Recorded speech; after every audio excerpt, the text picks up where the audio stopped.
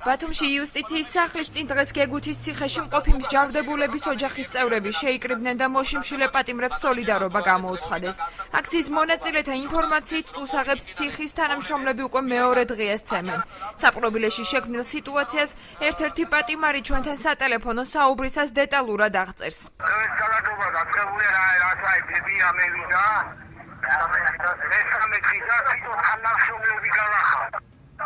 რომელი თანამშრომელი პატიმარს ნორმალურად ექცევა და ლაპარაკი შეუძლია, რატომ ასე ლაპარაკები პატიმარს?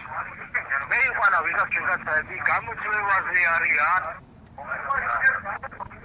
თანამშრომელი galახადა ჩვენ რას გვიჟავთ? რა ხდება და ძალადობა, ცემა ხდება და მისულია სპეცნაზი უნდა შევიდეს შიგნით. და უცხადებს სოლიდარობას, არ დავიშლებით, აქციები გაგრძელდება, მოგხვედოს თავრობამ. მოგხვედოთ პარლამენტმა და ხსელმა თავრობამ. ჩვენი ინფორმაციით გეგუთის კოლონიაში არის შეყვანილი სპეცრაზმი და ხალხს სცემენ, აწამებენ, არ ვიცი ზუსტად რა ხდება. შეიძლება კარცერებში ყრიან და სცემენ და ჩვენ სოლიდარობას უცხადებთ პატიმრებს. შეწყდეს ეს არადამიანური და ძალადობა. იუსტიციის სახლის წინ შეკრებილები ნარკომოხმარების ბრალდებით გასამართლებული პირებისათვის სასჯელის შემსუბუქებას მოითხოვენ. მოგვიანებით საპროტესტო აქციის მონაწილეებმა საავტომობილო გზა გადაკეტეს და ხიმშიაშვილის ქუჩაზე მიმოსვლა 1 საათით შეაფერხეს.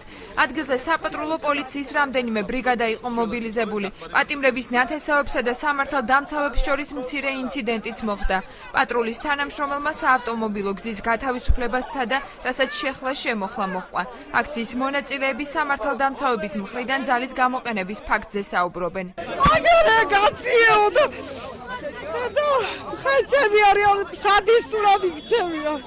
ძალიან ცუდად. ოცნება ეს არის? ასეთი ოცნებას ველოდებოდით, ხო? პატიმრები რა დღეში არიან შიმშილობენ იქ. ადამიანის უფლებათა დამცველის თამაზ ბაკურიძის განმარტებით დღევანდელი სოლიდარობის აქცია გამაფრთხილებელი იყო და მოთხოვნების დაუკმაყოფილებლობის შემთხვევაში იგი მასშტაბურ ხასიათს მიიღებს.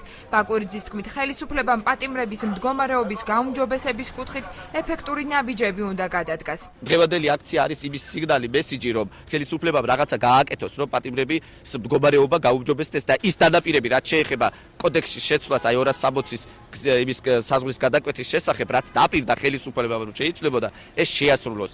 ეს წინააღმდეგ შემთხვევაში ეს აქციები უფრო დიდი და მასშტაბური გახდება. გეგუთის ციხეში მსჯავრდებულების მდგომარეობის შესახებ ინფორმაციის მიღებას მაცნე მთელი დღის განმავლობაში სასჯელ აღსრულებისა და პრობაციის სამინისტროსაგან ცდილობდა, თუმცა უწყებაში ჩვენ სატელეფონო ზარებს არ უპასუხეს.